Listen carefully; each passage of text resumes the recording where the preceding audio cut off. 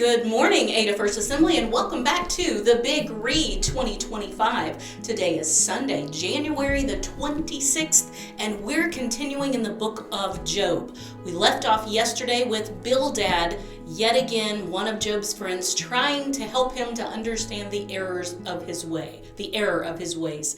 And Job is going to respond to Bildad again. They just can't seem to understand that Job recognizes that this is not caused by any great sin that he has, and he just needs them to comfort him. So let's see what Job has to say. Open your Bibles, Job chapter number 26. Today we're reading chapters 26 through 29. Ready? Here we go. Job 26. Then Job responded, "What a help you are to the weak! How you have saved the arm without strength! What counsel you have given to one without wisdom! What helpful insight you have abundantly provided! To whom have you uttered words, and whose spirit was expressed through you? The departed spirits tremble under the waters and their inhabitants. Naked is Sheol before him, and Abaddon has no covering. He stretches out the north over empty space and hangs the earth on nothing. He wraps up the waters in his clouds, and the cloud does not burst under them.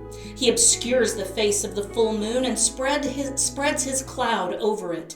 He has inscribed a circle on the surface of the waters, at the boundary of light and darkness. The pillars of heaven tremble and are amazed at his rebuke. He quieted the sea with his power, and by his understanding he shattered Rahab. By his breath the heavens are cleared. His hand has pierced the fleeing serpent. Behold, these are the fringes of his ways, and how faint a word we hear of him. But his mighty thunder, who can understand?" Chapter 27. Then Job continued his discourse and said, "As God lives, who has taken away my right, and the Almighty who has embittered my soul, for as long as life is in me and the breath of God is in my nostrils, my lips certainly will not speak unjustly, nor will my tongue mutter deceit. Far be it from me that I should declare you right. Till I die, I will not put away my integrity from me. I hold fast my righteousness and will not let it go. My heart does not reproach any of my days. May my enemy be as the wicked, and my opponent as the unjust. For what is the hope of the godless when he is cut off, when God requires his life? Will God hear his cry when distress comes upon him? Will he take delight in the Almighty? Will he call on God at all times? I will instruct you in the power of God. What is with the Almighty I will not conceal. Behold, all of you have seen it. Why then do you act foolishly? This is the portion of a wicked man from God, and the inheritance which tyrants receive from the Almighty.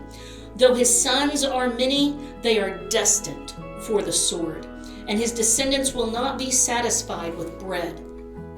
His survivors will be buried because of the plague, and their widows will not be able to weep, though he piles up silver like dust and prepares garments as plentiful as the clay.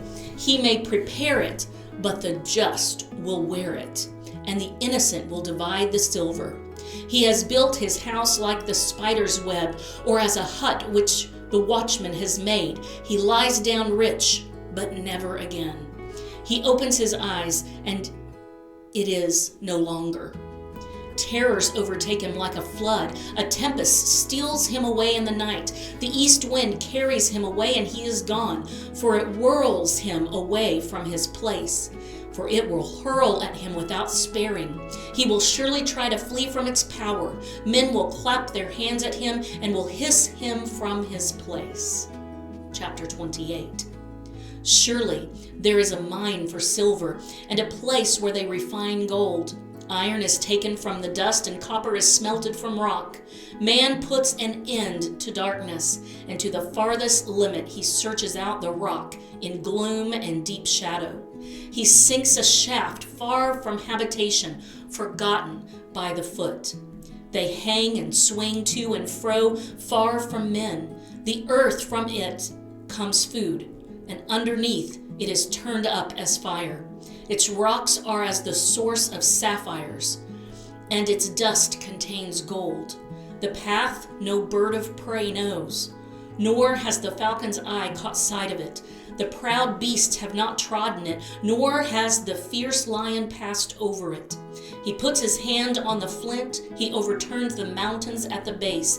He hews out channels through the rocks, and his eye sees anything precious. He dams up the stream from flowing, and what is hidden he brings out to the light. But where can wisdom be found? And where is the place of understanding? Man does not know its value, nor is it found in the land of the living. The deep says, "It is not in me," and the sea says, "It is not with me."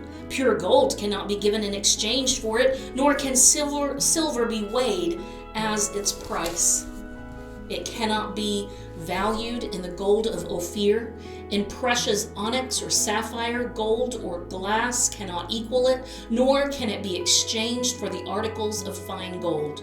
Coral and crystal are not to be mentioned, and the acquisition of wisdom is above that of pearls. The topaz of Ethiopia cannot equal it, nor can it be valued in pure gold. Where then does wisdom come from? And where is the place of understanding?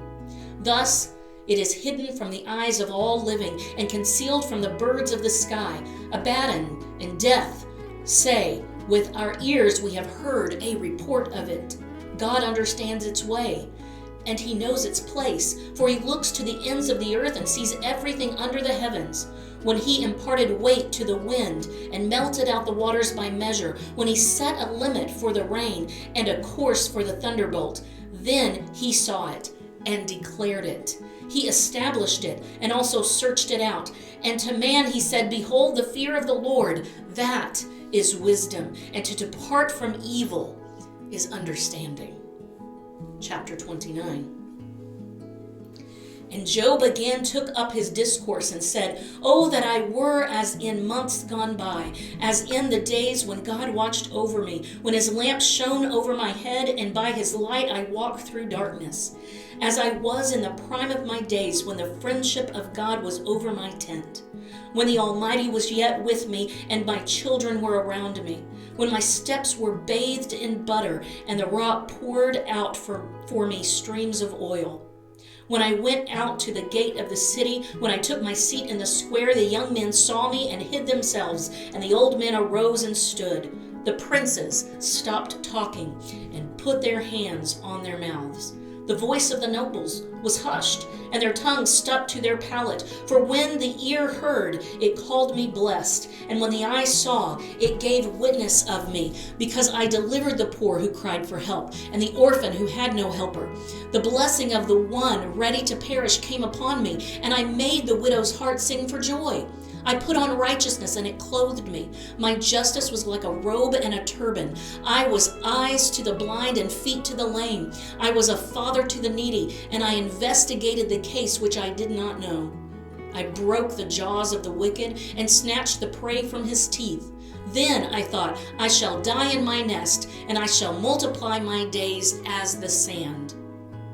My root is spread out to the waters, and dew lies all night on my branch. My glory is ever new with me, and my bow is renewed in my hand.